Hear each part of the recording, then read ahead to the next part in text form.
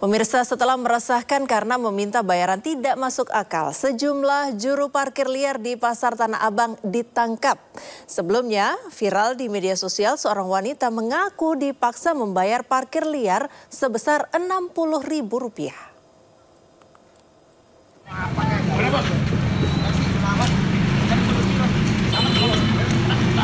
Juru parkir liar ini terus memberontak dan menolak saat akan dibawa polisi di kawasan Blok G, Pasar Tanah Abang, Jakarta Pusat.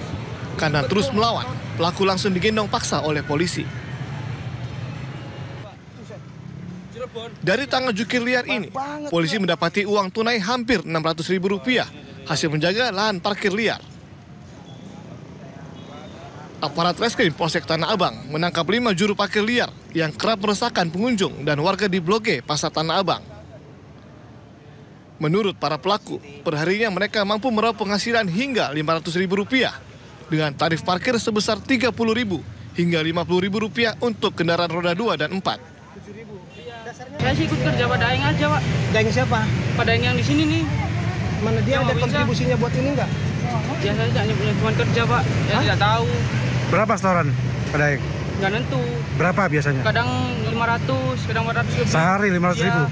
Lu dapat berapa sehari? Saya dikasih 100.000. Katanya 10.000, oke, gua kasih 10.000 duit gocengan 2 ya. Keluar dari bank tuh, tebel banget ya kan. Habis itu 60, hah? 60, hah? Ya kak, kata dia semua rata yang parkir pinggir jalan juga semua 60. Terus langsung parkir. Razia ini digelar menyusul viralnya seorang wanita pengunjung Pasar Tanah Abang yang terkejut karena dimintai tarif sebesar Rp60.000 untuk jasa parkir liar kendaraannya. Polisi kesulitan memproses keluhan masyarakat lantaran tidak adanya korban yang membuat laporan resmi. Kendala kita di korban itu, korban tidak melakukan pelaporan. Yang kemudian kadang-kadang kita temukan pelakunya, korbannya ada, korbannya nggak mau ribet, nggak mau melanjutkan laporan ini karena memang mereka menganggap terlalu urusannya panjang. Untuk diperiksa lebih lanjut, kelima jukir liar ini kemudian dibawa ke Polsek Metro Tanah Abang. Pengunjung Pasar Tanah Abang diimbau agar menggunakan lahan parkir resmi yang telah disediakan agar tidak menjadi korban dari juru parkir liar. Dari Jakarta, Rani Sanjaya, iNews melaporkan. Sementara itu pemirsa, Profesor EM, guru besar Fakultas Farmasi UGM, terduga pelaku kekerasan seksual pada belasan mahasiswi ternyata belum dipecat. Tidak hanya itu, sang guru besar bahkan masih menerima gaji dan insentif.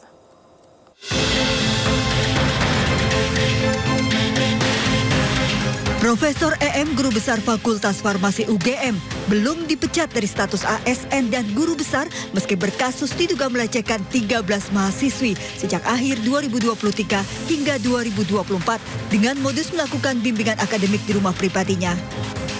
Gaji dan insentif masih diterima sampai ada keputusan pemberhentian.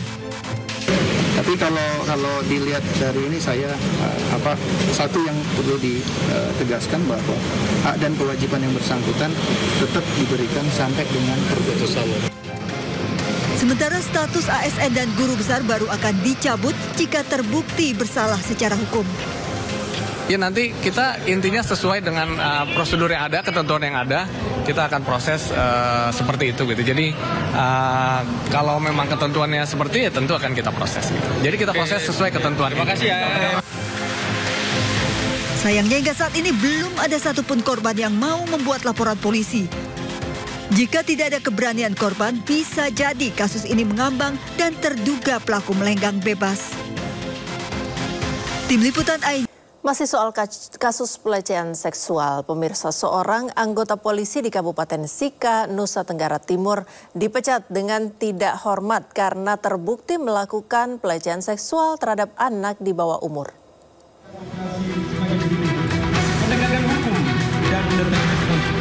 Anggota polisi berpangkat Aibda yang bertugas sebagai Kepala Pos Polisi Pulau Permaan, Kabupaten Sika, Nusa Tenggara Timur, menjalani sidang etik di Mapolres Sika, Nusa Tenggara Timur. Hasil sidang etik menyatakan anggota polisi ini terbukti melakukan pelecehan seksual terhadap anak di bawah umur yang terjadi sejak tahun 2024 lalu.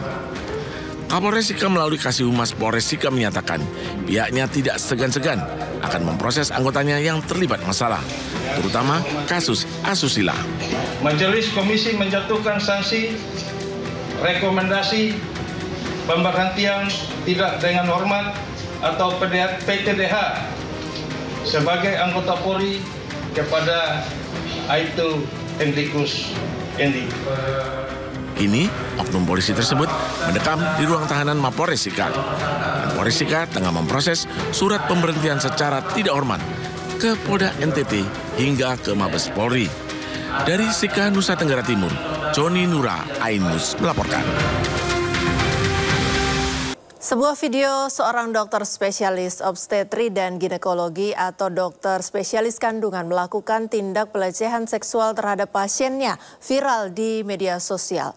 Kini polisi telah mengamankan oknum dokter kandungan berinisial MSF ini yang melecehkan pasien di sebuah klinik di Garut, Jawa Barat. Apa motifnya?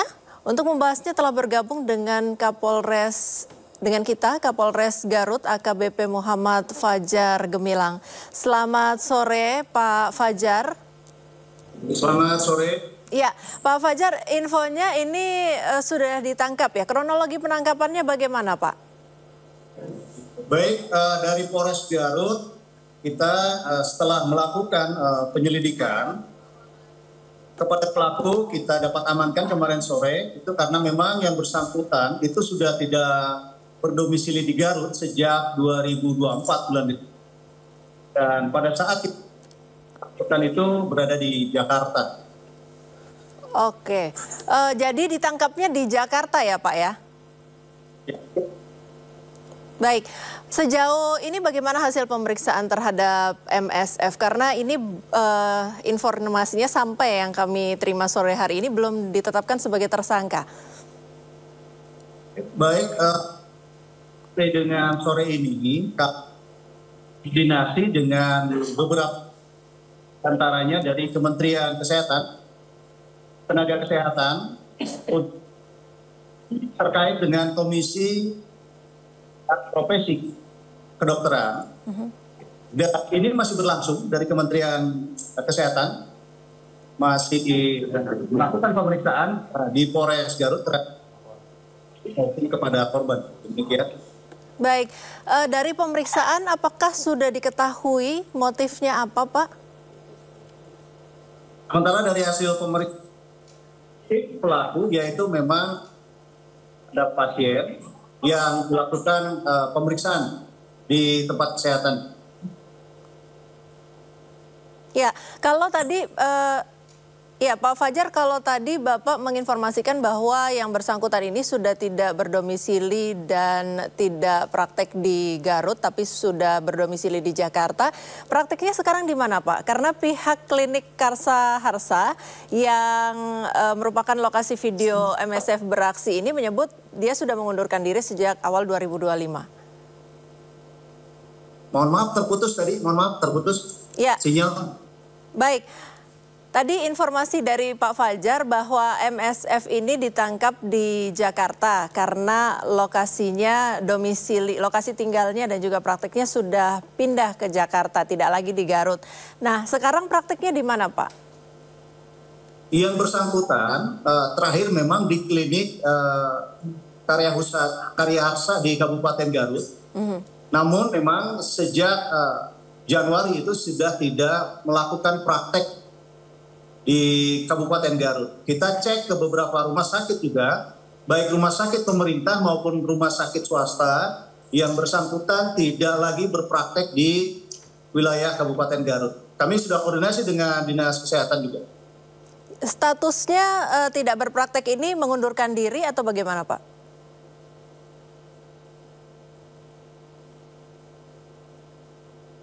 Pak Fajar, masih bersama kami?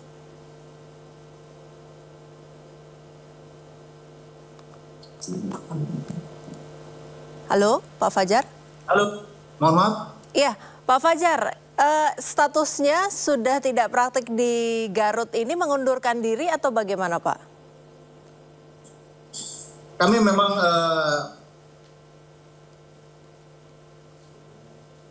Kesehatan Kabupaten Garut yang bersangkutan memang sudah habis di klinik tersebut masa kontraknya juga sudah tidak lagi diperpanjang. Kami sudah dari hasil pemeriksaan saksi, direktur dan wakil direktur klinik tersebut memang yang bersangkutan sudah tidak praktek di klinik tersebut. Bukan karena ada desas-desus kasus semacam ini ya Pak ya? Karena informasinya sudah banyak korban dan ini sudah berlangsung lebih dari 1 tahun, sudah ramai di Garut, tetapi kemudian korban-korbannya baru up sekarang setelah viral juga gitu. Ya, kami masih mendalami informasi tersebut. Memang sejak hari Senin malam, sejak video tersebut viral, kami di kepolisian juga, baik Polres maupun Polsek, itu belum menerima laporan-laporan atau masyarakat yang mengadu. Dan hingga saat ini juga kami mengimbau kepada seluruh masyarakat yang telah menjadi korban, kami telah membuka posko pengaduan di Polres Garut apabila memang ada masyarakat yang menjadi korban dari perbuatan pelaku tersebut. Demikian. Ya, kalau untuk kasus semacam ini Pak, pencabulan, apalagi korbannya sudah banyak, apakah harus menunggu laporan dari korban dan atau viral baru ditindaklanjuti atau seperti apa Pak prosesnya kalau di kepolisian biasanya? Ya, kita sudah menindaklanjuti, bahkan sebelum ada laporan korban, kita sudah membentuk tim khusus Mbak, dari Polres dan Polda. Jadi, sejak viral kah? Gimana Pak? Sejak viral kah? Pada saat viral, karena kan kita tidak mengetahui ada perbuatan, ada kejadian tersebut.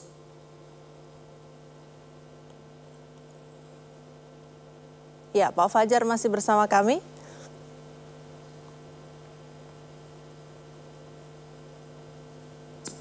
Ya, Pak Fajar? Halo, ya kan? Ya, Pak Fajar boleh diulang Pak, sedikit terputus tadi. Kita sebelum ada laporan, kita sudah menindaklanjuti, langsung membentuk tim khusus, baik dari Polres Garut maupun Polda Jawa Barat. Jadi meskipun tidak ada korban, kita langsung mengatensikan perbuatan yang tergambar di media sosial yang viral tersebut untuk segera dilakukan penanganan. Demikian. Baik, artinya tindak lanjutnya baru dilakukan setelah viral, berarti pihak kepolisian kurang mendapat informasi tentang kasus pencabulan yang sudah korbannya puluhan, infonya puluhan Pak, tapi yang baru melapor mungkin 1 atau 2 ya? Memang sampai dengan kejadian viral itu tidak ada yang laporan masyarakat maupun korban ya. Dan itu merupakan salah satu kesulitan kami sampai saat ini juga, bahwa dari kepolisian itu berusaha untuk jemput bola mencari korban. Kami menjamin kerahasiaan dan memberikan perlindungan hak korban sehingga korban dapat dijamin apabila mereka melaporkan ke kepolisian akan kita tindak lanjuti, kita berikan hak-haknya sehingga proses hukum bisa berjalan dengan baik. Sejauh ini yang melapor sudah berapa orang Pak, dan apakah di antara yang melapor itu adalah korban yang ada dalam video yang viral? Sejauh ini 2 yang melapor. Dan salah satunya yang di video viral itu justru belum kita dapatkan identitasnya. Kita sudah melakukan face recognition, kemudian kita juga melakukan cek data di rumah sakit, kunjungan pasien. Namun pada tanggal di mana CCTV itu kan terlihat ya tanggal dan jamnya. Namun pada daftar maupun kunjungan pasien di rumah sakit atau di klinik tersebut itu tidak ditemukan. Itu sejalan dengan apa yang disampaikan oleh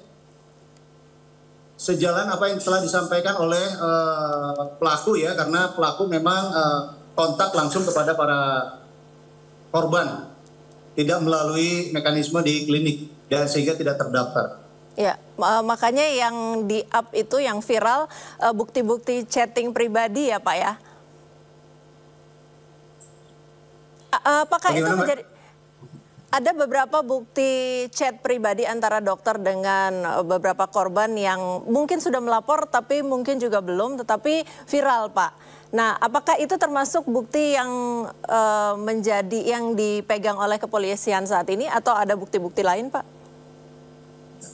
Betul, kita dalami, kita kumpulkan semua bukti ya, baik chat, kemudian video, bahkan kita juga melakukan koordinasi. Kita berusaha menghubungi beberapa influencer yang memiliki follower, di mana informasinya beberapa korban mengadu melakukan DM kepada akun tersebut, sehingga kita koordinasi apakah korban nanti bisa diarahkan ke Polres atau kami bisa meminta identitas korban dan kita follow up untuk penanganan selanjutnya. Demikian. Ya, apa langkah selanjutnya dari Polres Garut untuk percepatan penyelesaian kasus ini, Pak?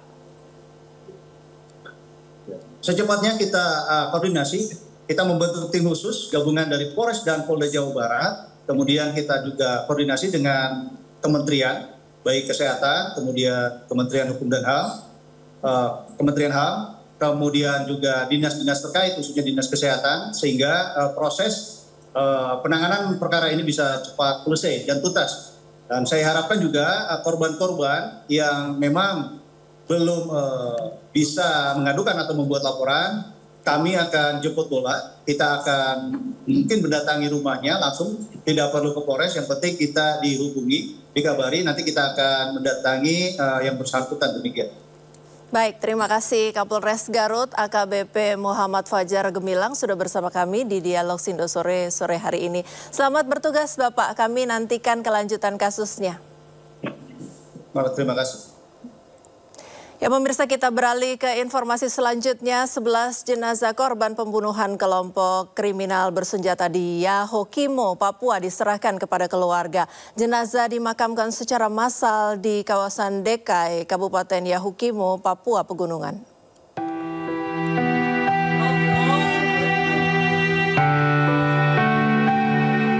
Usai diidentifikasi, tim gabungan Ops Damai Kartens bersama tim Dokes Polri dan DVI Polri menyerahkan 11 jenazah korban pembunuhan oleh kelompok kriminal bersenjata di Tambak Mas di wilayah Kabupaten Yahukimo, Papua Pegunungan kepada pihak keluarga. Pihak keluarga korban menangis usai menerima jenazah sanak saudaranya.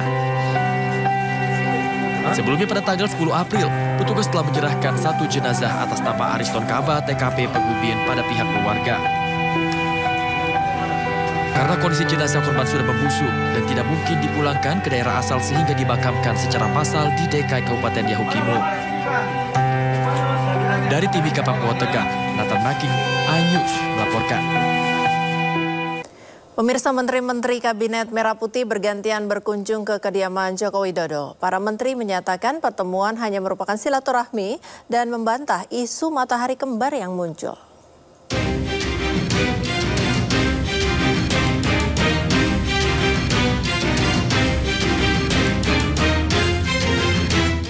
Meski tak lagi menjabat, Presiden ke-7 RI Joko Widodo masih dikelilingi sejumlah pejabat di pemerintahan Prabowo Gibran. Bertajuk silaturahmi, sederet menteri berdatangan ke rumah Jokowi di Solo, Jawa Tengah. Di antaranya Menteri Koordinator Bidang Pangan Zulkifli Hasan, Menteri ESDM Bahlil Lahadalia, Menteri Kelautan dan Perikanan Sakti Wahyu Trenggono, Menteri Kesehatan Budi Gunadi Sadikin, hingga Ketua Dewan Ekonomi Nasional Luhut Binsar Panjaitan. Eksistensi pengaruh Jokowi terungkap setelah sejumlah menteri masih menganggap Jokowi sebagai pemimpin. Silaturahim sama bekas bos saya, sekarang masih bos saya. Apa aja Pak yang diobrolin Pak? Ya, kesehatan dan sebagainya. Saya sehat, beliau sehat, dan minta arahan-arahan. Banyak sekali saya harus belajar dulu. Apa aja Pak arahannya Pak? Ya, arahan untuk kemajuan dalam memimpin KKP. Silaturahmi karena Pak Jokowi kan bos saya, jadi saya sama ibu silaturahmi, mohon maaf lahir dan batin, dan juga doain supaya Pak Presiden Bapak Ibu sehat, karena sudah masih jadi Menteri Kesehatan kan. Kalau Pak Jokowi sehat kayak gini, kita senang. Apalagi kalau Pak Jokowi nanti umurnya sampai 80, 90, 100, insya Allah kita lebih senang lagi. Dia Menteri Kesehatannya sukses sih. Fenomena banyaknya Menteri Kabinet Merah Putih yang sowan ke Jokowi menimbulkan beragam tafsir. Apalagi silaturahmi dilakukan saat Presiden Prabowo melawat ke 5 negara di Timur Tengah. Politisi PKS Mardani Alisera menyebut bahwa silaturahmi merupakan hal yang baik, namun ia mewanti-wanti terjadinya matahari kembar. Namun Menteri ESDM Bahlil Lahadalia membantah pernyataan Mardhani Alisera. Bahlil menyatakan bahwa semua menteri Kabinet Merah Putih berada di bawah komando Presiden Prabowo. Jangan lagi ada pertanyaan tentang konsolidasi ke yang lain. Konsolidasi kami kepada Bapak Presiden Prabowo dan Wakil Presiden Mas Gibran. Menteri ini sekarang semuanya di bawah perintah dari Pak Presiden Prabowo. Titik. Sedangkan Ketua DPR RI Puan Maharani ikut merespon adanya isu matahari kembar. Puan menegaskan bahwa presiden saat ini adalah Prabowo Subianto. Matahari kembar, presiden saat ini Presiden Prabowo Subianto. Sementara itu Presiden Prabowo Subianto akan mengumpulkan semua menterinya usai kembali dari lawatan ke negara-negara Timur Tengah. Tim Liputan iNews melaporkan.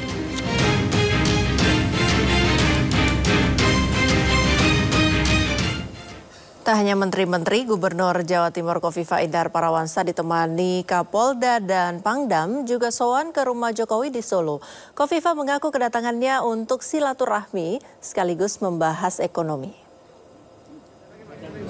Kofifa datang ke rumah Jokowi ditemani Pangdam 5 Brawijaya Maijen TNI Rudi Saladin dan Kapolda Jawa Timur Irjen Pol Nanang Afianto. Para petinggi Jawa Timur ini bertemu Jokowi sekitar 1 jam.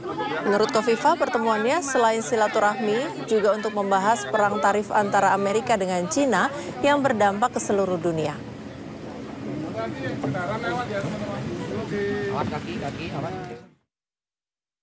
Keinformasi lain, pemirsa, Kejaksaan Agung menetapkan 1 tersangka baru dalam kasus dugaan suap terkait vonis lepas kepada terdakwa korporasi kasus korupsi ekspor CPO.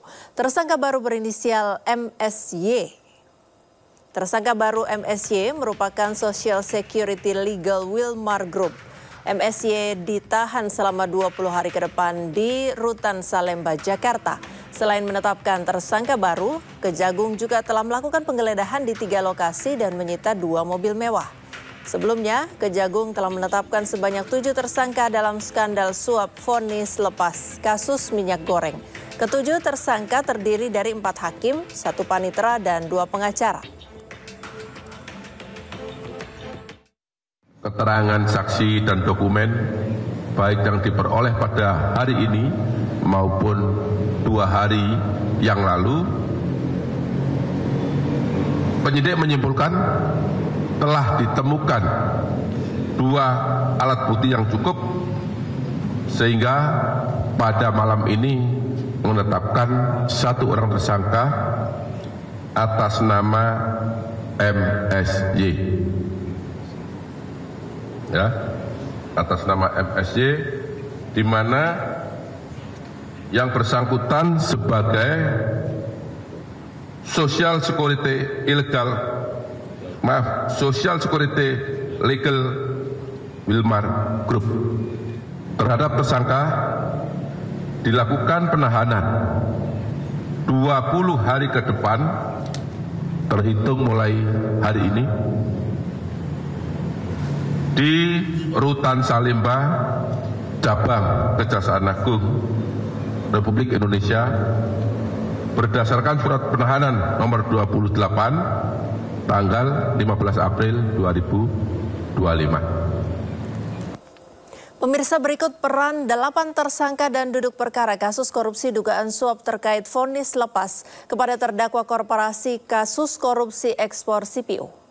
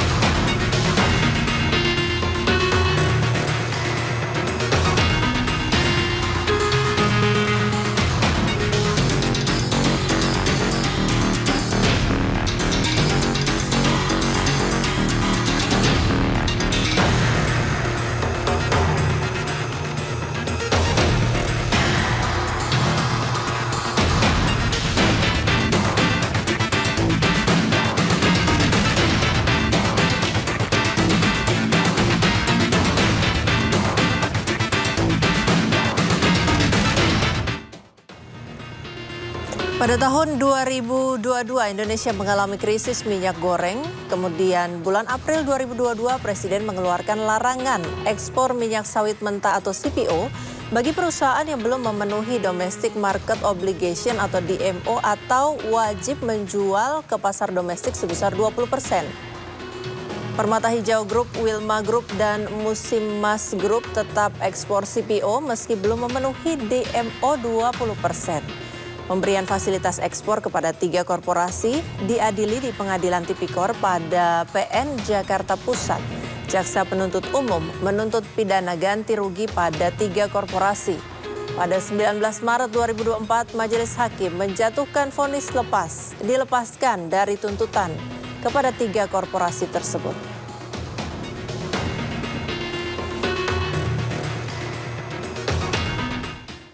Sebelumnya, Kejaksaan Agung memeriksa 14 saksi dalam kasus dugaan korupsi bahan baku minyak goreng yang menjerat 3 hakim dan Ketua Pengadilan Negeri Jakarta Selatan.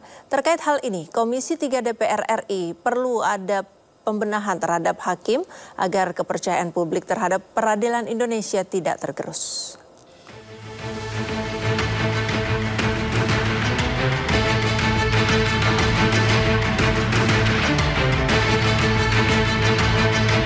Kejaksaan Agung terus mendalami kasus suap jual beli putusan yang menjerat 3 hakim dan Ketua Pengadilan Negeri Jakarta Selatan. Kapus Penkum Kejaksaan Agung Harli Siregar menyebut telah memeriksa 14 saksi termasuk saksi dari para tersangka. Kejagung juga akan memanggil pihak terkait untuk mengungkap kasus ini.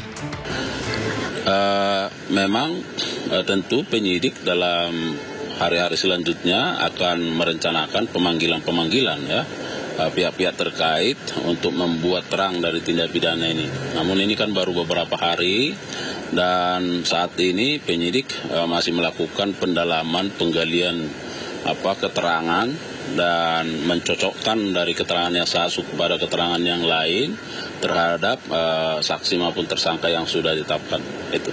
Bapak, tadi ada seorang tersangka keluar dari mobil tahanan kemudian masuk ke gedung Kartika, itu tersangka siapa yang diperiksa hari ini? Iya, kalau tidak salah itu AR ya. Pengacara ya Pak ya? Pengacara ya?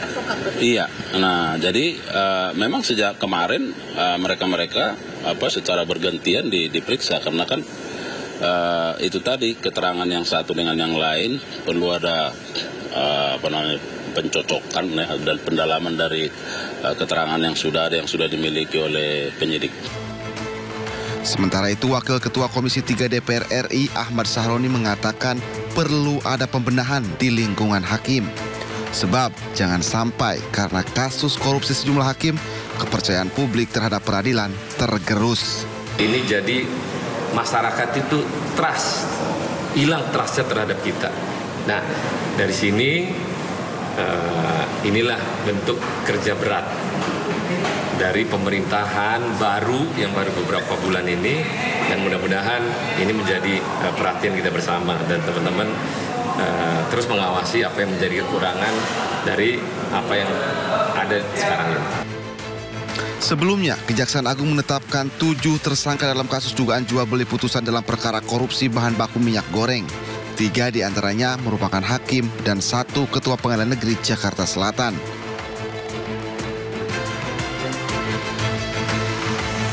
Kejagung mengungkap Ketua PN Jakarta Selatan memberikan uang suap kepada 3 hakim sebanyak 22,5 miliar rupiah.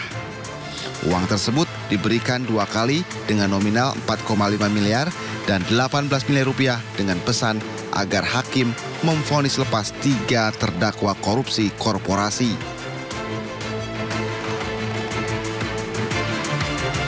Kini 7 tersangka telah ditahan di Rutan Salemba. Tim Liputan iNews melaporkan. Pemerintah Indonesia mulai menyoroti isu legalisasi ganja. Kepala Badan Narkotika Nasional BNN Martinus Hukom menemui Menteri Hak Asasi Manusia Natalius Pigai untuk membahas isu legalisasi ganja hingga kratom. Dalam pertemuan yang digelar di kantor Kementerian HAM Selasa kemarin, Kepala BNN berkonsultasi dengan Menteri Pigai terkait penegakan hukum terhadap pelanggaran atau tindak pidana narkotika.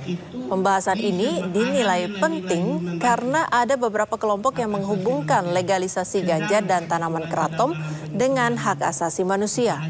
Terlebih negara lain sudah melegalisasi kedua tanaman tersebut untuk kepentingan medis. Dan nilai hak asasi manusia akan menjadi salah satu bagian. Meski demikian, Menteri Pigai mengatakan pihaknya menolak legalisasi ganja dan keraton karena dinilai tidak sejalan dengan hukum konstitusi HAM internasional. Pigai juga memastikan nilai-nilai dan prinsip hak asasi manusia akan menjadi poin penting yang diperhatikan dalam revisi Undang-Undang Narkotika.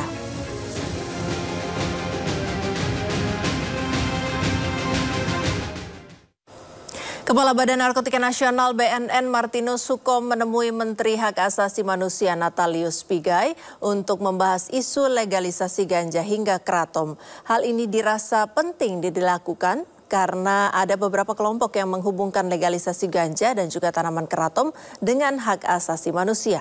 Untuk membahas hal ini sudah bersama kami ahli hukum pidana narkotika Slamet Pribadi. Selamat sore Pak Slamet. Selamat sore.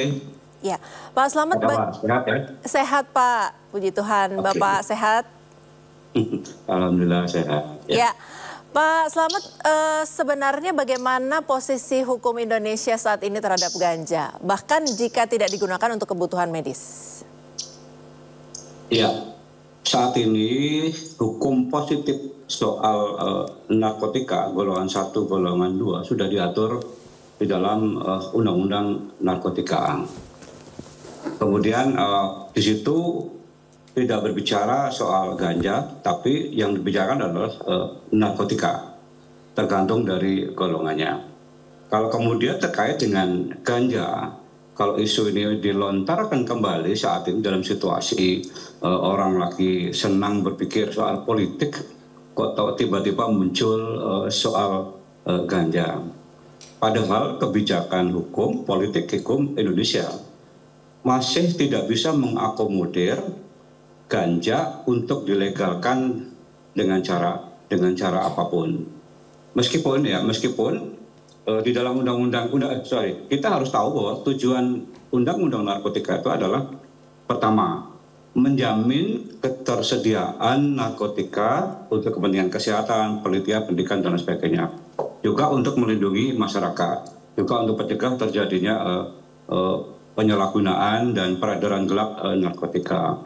Kemudian di dalam pasal Undang-Undang Narkotika tersebut disebutkan bahwa golongan 1 dengan alasan apapun tidak boleh disalahgunakan. Tetapi golongan 1 itu bisa digunakan secara terbatas dengan rekomendasi, dengan seizin untuk kepentingan kesehatan, ilmu pengetahuan dan pendidikan. Jadi harus dengan otoritas. Kalau misalnya untuk alasan kesehatan, itu harus dengan rekomendasi atau seizin otoritas. Bisa juga terutama dari Kementerian Kesehatan. Jadi tidak boleh digunakan secara semena-mena atau dengan cara yang liar. Harus terukur. Karena apa? Kebutuhan narkotika itu tidak ada yang datar.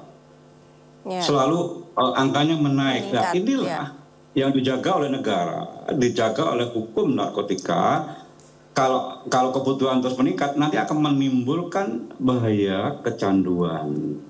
Itu Mas. Jadi dengan alasan apapun tidak bisa digunakan kecuali dengan seizin otoritas, khususnya Kementerian Kesehatan. Itu aturan hukum itu Mas. Ya, artinya Bapak secara pribadi sebagai pakar hukum pidana narkotika juga sepakat bahwa ganja bisa dilegalisasi asal terukur begitu ya Pak ya, dan sesuai aturan. Ya. Jadi kalau saya boleh menafsirkan hukumnya secara umum bahwa narkotika itu boleh digunakan, tapi yang tidak boleh adalah disalahgunakan.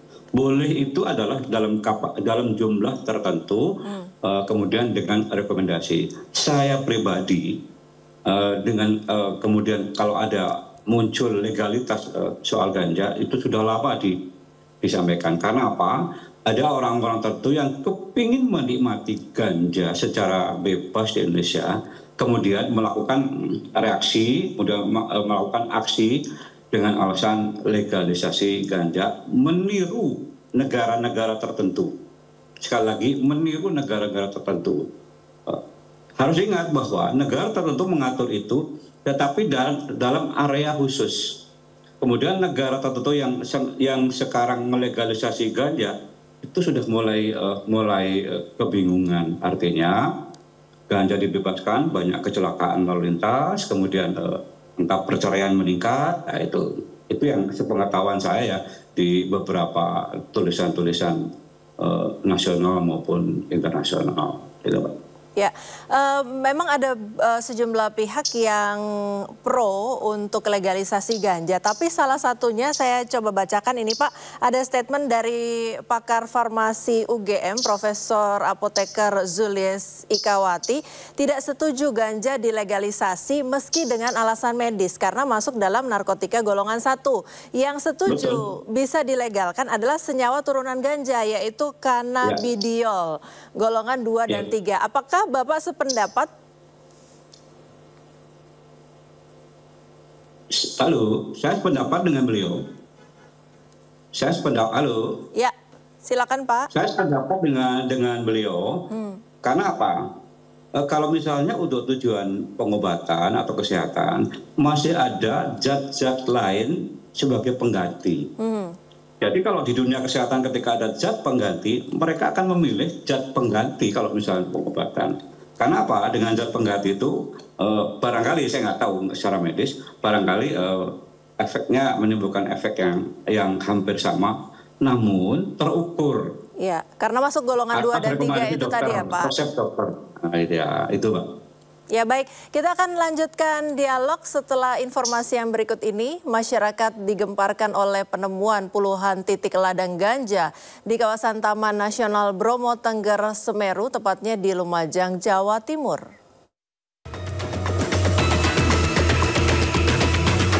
$59 ladang ganja ditemukan di kawasan Taman Nasional. Ditemukan lewat pantauan drone. Petugas Kemenhub tepis isu ganja ditanam petugas. Dalam akun media sosialnya, pihak Kementerian Kehutanan dan Balai Besar Taman Nasional Bromo menyebut ada 59 titik ladang yang ditemukan. Penemuan tersebut terungkap lewat pantauan drone petugas Taman Nasional dan Kementerian Kehutanan. Luas ladang ganja yang ditemukan bervariasi. Kementerian Kehutanan membantah isu yang beredar yang menyebut ladang ganja tersebut dibuat oleh petugas Taman Nasional di lokasi. Kemenhub juga membantah penemuan ladang ganja berkaitan dengan penutupan Taman Nasional.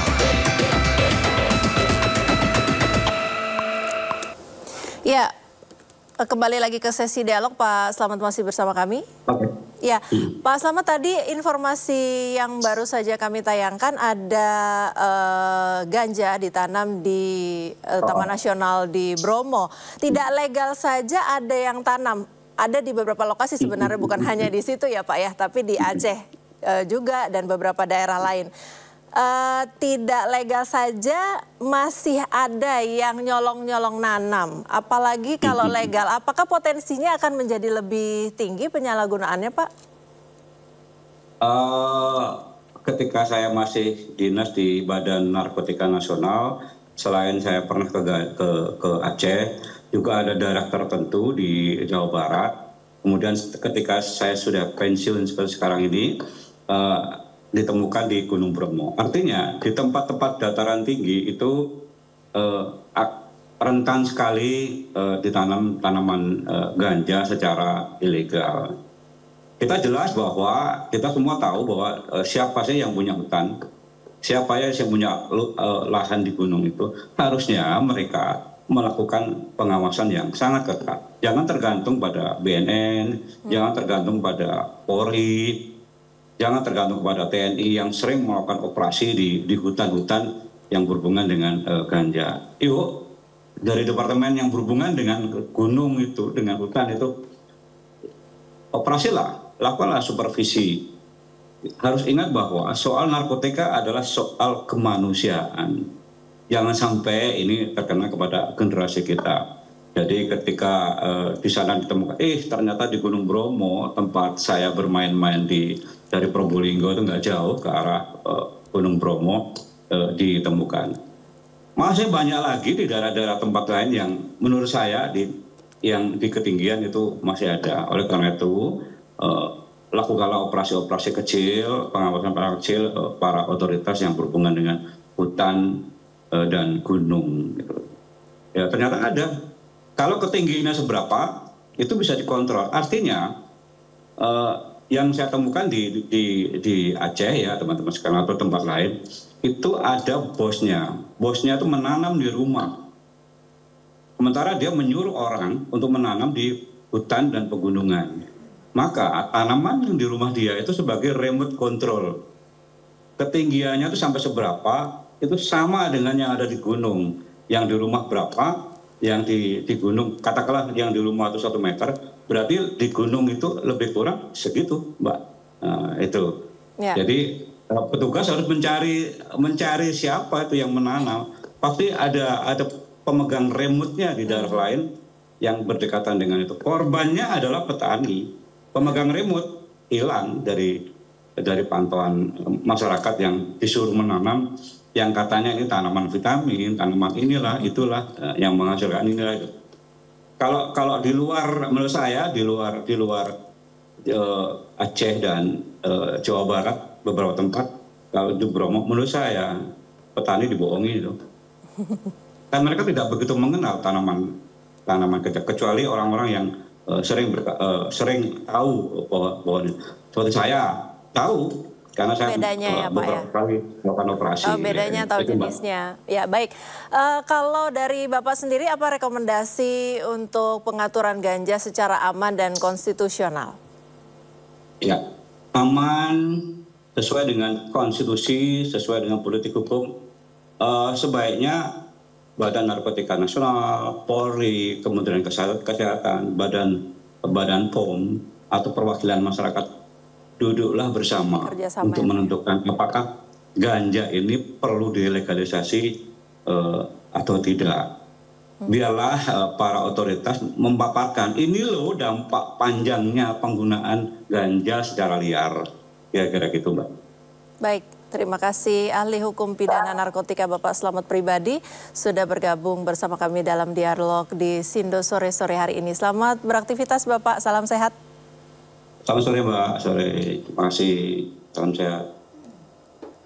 Pemirsa, kita ke informasi berikutnya. Dugaan pungutan liar saat pemutihan pajak kendaraan di Samsat Balaraja, Kabupaten Tangerang, Banten viral di media sosial. Seorang wajib pajak mengaku diminta uang sebesar Rp300.000 lantaran tidak membawa KTP asli. Namun kasus dugaan pungutan liar itu dibantah pihak Samsat Balaraja.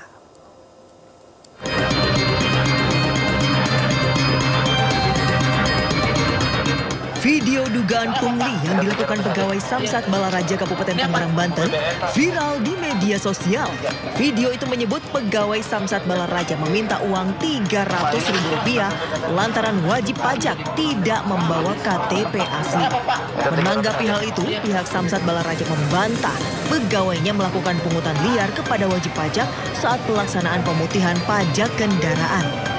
3 pegawai yang diduga melakukan pungli sudah diperiksa inspektorat dan hasilnya mereka tidak terbukti meminta dan menerima uang sebesar Rp300.000.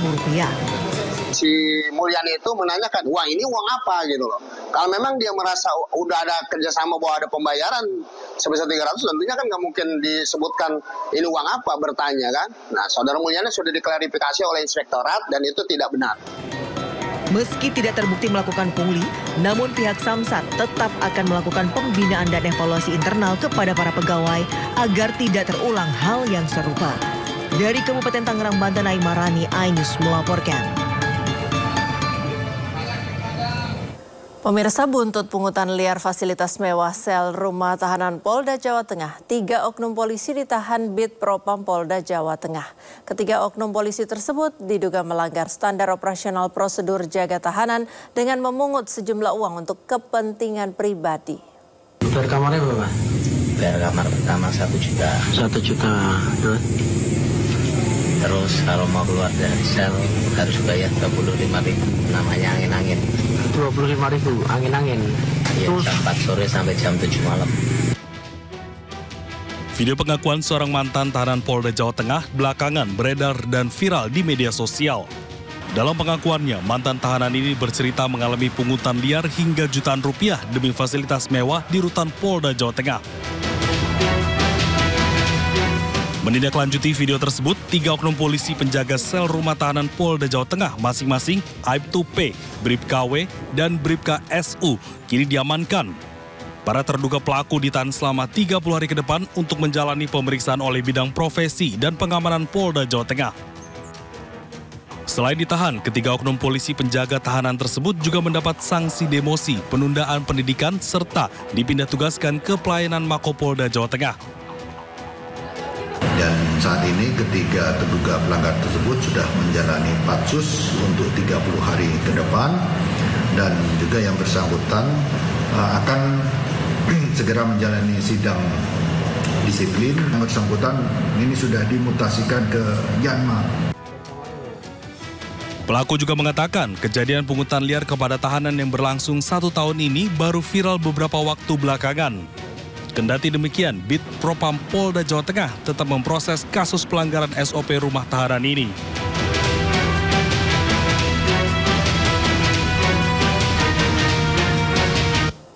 Pengacara senior Hotma Sitompul meninggal dunia di Rumah Sakit Cipto Mangunkusumo, Jakarta. Informasinya usai jeda, tetaplah di Sindo Sore.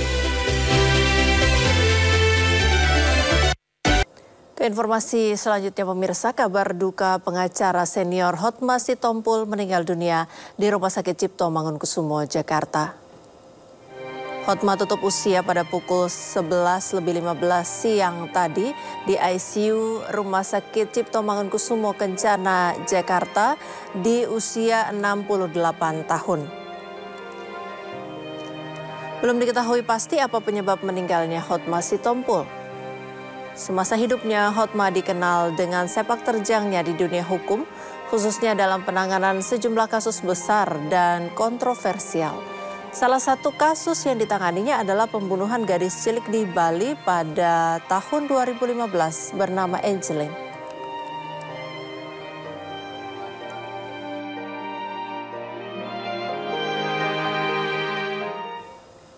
Jenazah Hotma Sitompul akan disemayamkan di kediamannya di Jalan Pangeran Antasari, Jakarta Selatan.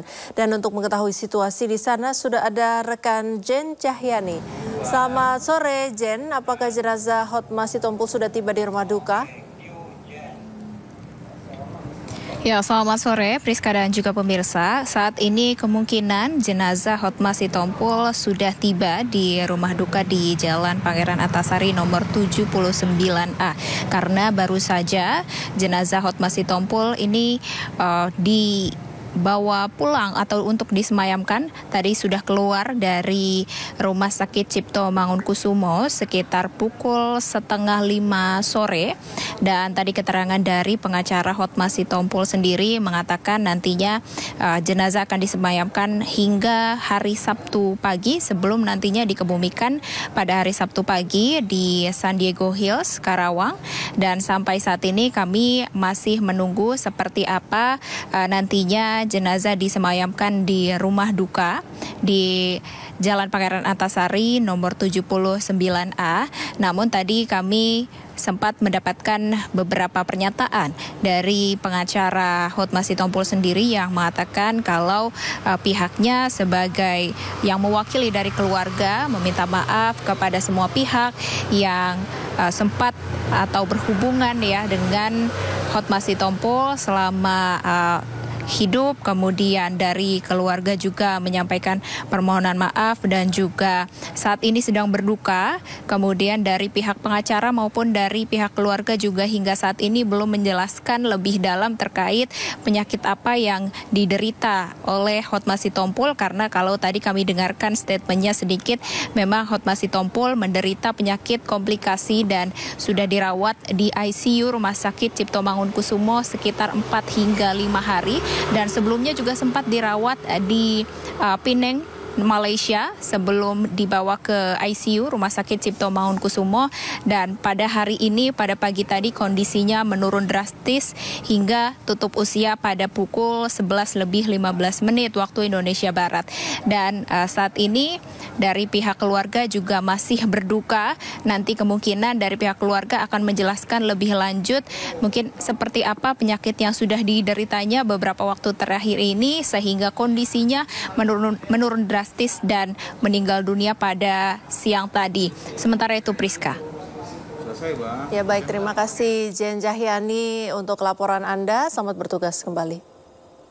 Beralih ke informasi ekonomi, pemirsa, pemerintah mulai merelaksasi berbagai pungutan perpajakan imbas dari tuntutan tarif resiprokal Donald Trump. Salah satunya terkait pungutan bea keluar untuk produk minyak mentah kelapa sawit atau CPO. Menteri Keuangan Sri Mulyani Indrawati menegaskan pemerintah akan melakukan adjustment dengan menyesuaikan tarif bea keluar produk sawit dalam negeri. Relaksasi dengan mengurangi beban variasi. Tarif pajak yang akan diturunkan dari kisaran 5% hingga 10% serta setara relaksasi tarif hingga 5%. Kebijakan relaksasi ini merupakan bagian dari langkah pemerintah untuk menghadapi penerapan tarif perdagangan sebesar 32% oleh Presiden Donald Trump kepada Indonesia. Selain kebijakan tersebut, Menkeu juga menyiapkan kebijakan dalam bentuk percepatan proses penerbitan kebijakan trade remedies seperti bea masuk anti-dumping, imbalan maupun safeguarding yang dipercepat dari 30 ke 15 hari. Bea keluar untuk CPO kita juga akan lakukan adjustment, ini juga ekuivalen mengurangi beban hingga 5%. Dan trade remedies, ini termasuk Menteri Perdagangan, Pak Menko Perekonomian semua minta agar bea masuk anti dumping, imbalan safeguard bisa dilakukan dan dipercepat hanya dalam waktu 15 hari. Itu akan kita lakukan bersama dengan KL yang lain. Jadi kami akan terus melakukan reform terutama di bidang pajak, bea dan cukai dan prosedur supaya ini betul-betul mengurangi beban sesuai dengan penekanan Bapak Presiden. Ini adalah waktu yang tepat untuk deregulasi dan reform yang... Sebanyak 457 calon jemaah haji disabilitas akan mengikuti ibadah haji 2025. Para jemaah haji disabilitas pun akan mendapat perhatian dan layanan khusus dari petugas penyelenggara ibadah haji.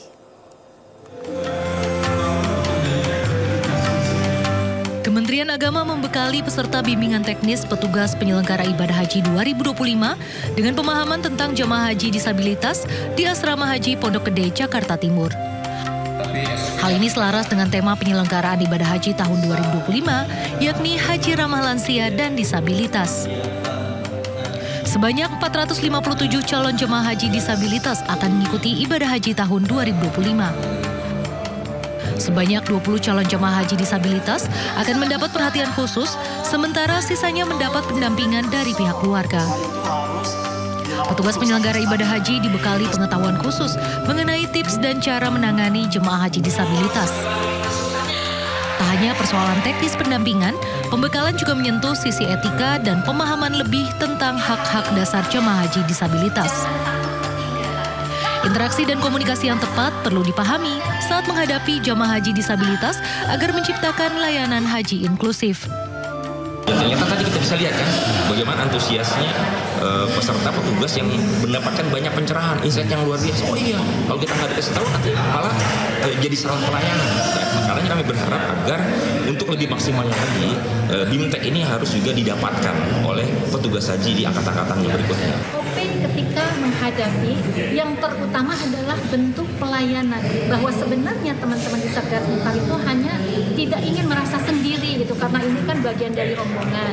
Nah, kemudian keunikan spesifik atau hambatan dari disabilitas lainnya seperti fisik, sensorik itu juga harus dipahami, karena diharapkan petugas penyelenggara ibadah haji mampu meningkatkan pelayanan bagi para jemaah haji, khususnya lansia dan disabilitas. Dari Jakarta, Didi Irfan melaporkan.